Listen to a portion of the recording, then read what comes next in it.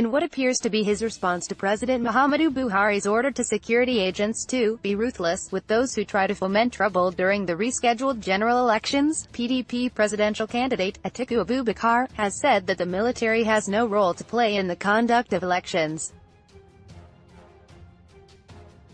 Speaking at the People's Democratic Party's National Executive Council meeting at the party headquarters in Abuja on Tuesday, Atiku noted that the president's directive was a painful reminder of the era of dictatorship and military rule, arguing that, beyond its constitutional mandate to protect national integrity and the borders, the military has no role to play in the conduct of elections.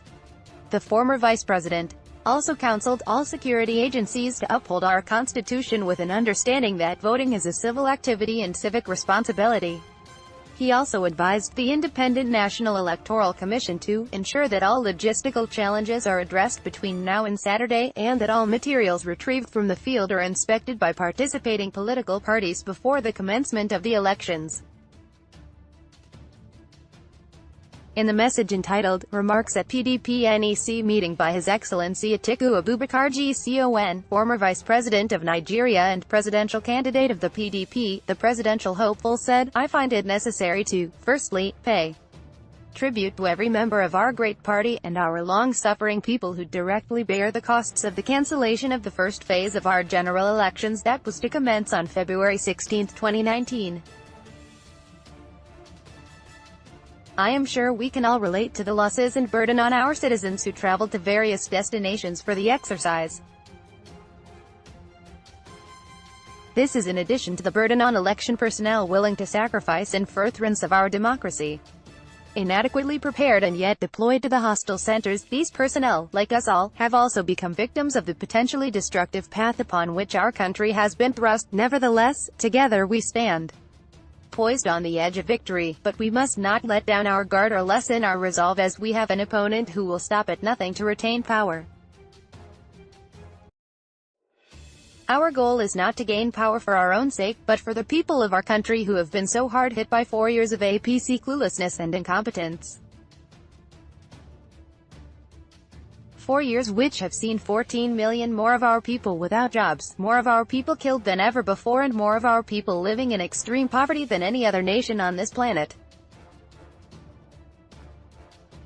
Let us not forget that in the last 3 years of the last PDP administration, Nigeria had become the largest economy in Africa, and in each of those years, we had the fastest growth rate in our continent. And so, true to our values and commitment to chart a new path for our beloved country, our campaigns have been issues-based, offering Nigerians hope for a better tomorrow, while demanding free, fair, transparent and credible elections from the government.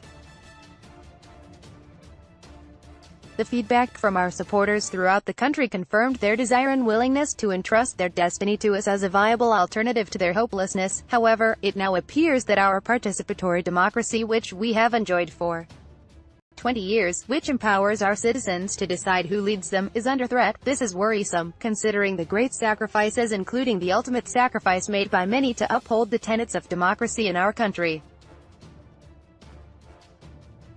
You will recall that during the peace accord process, I stated in clear terms, quoting former President Good Luck, that my ambition is not worth the blood of any Nigerian. Today, I call on President Buhari to make that same commitment to the people whose mandate he holds, while also urging all security agencies to uphold our Constitution with an understanding that voting is a civil activity and civic responsibility. The Nigerian military is constitutionally responsible for protecting our national integrity and its borders, and has no role to play in the conduct of elections. Additionally, I call on the Independent National Electoral Commission, once again, to remain impartial arbiters while ensuring that they conduct credible elections, this time around. INEC must ensure that all logistical challenges are addressed between now and Saturday, the 23rd, and that all materials retrieved from the field are inspected by participating political parties before the commencement of the elections. My fellow Nigerians and party men and women, I am certain that you have also keenly followed with interest utterances from the leadership of the All Progressive Congress and General Buhari, which is a painful reminder of the era of dictatorship and military rule. Gen Buhari has repeatedly violated the constitution and failed to uphold the rule of law. Recent instances include the unconstitutional suspension of the Chief Justice of Nigeria, the day before he was to appoint the judges for the electoral tribunals that will decide any appeals of whether any of our elections were subject to manipulation, thereby crossing the immutable line that divides the executive from the judiciary. Alas, my concerns do not end there. Only yesterday, General Buhari said, the military and police should be ruthless, and anybody who disturbs the voting system will do it at the expense of his own life. It is quite shocking for any head of state to utter such words in a democracy. A precondition for free, fair and credible elections is that the people are able to cast their vote without fear of violence. Elected into office by the votes of the people in what is considered Nigeria's most free, fair and credible election, you owe it to our people to let them give their verdict in the same way you were elected. If you do, history will commend you for it. If you don't, history will condemn you for it. We must now turn our attention to the upcoming elections this Saturday, where the destiny of our people and country will resoundingly be decided. In spite of last week's disappointment, I urge all Nigerians to come out and vote for the candidate of their choice, keeping in mind our desire to build a democratic and economically viable nation that will be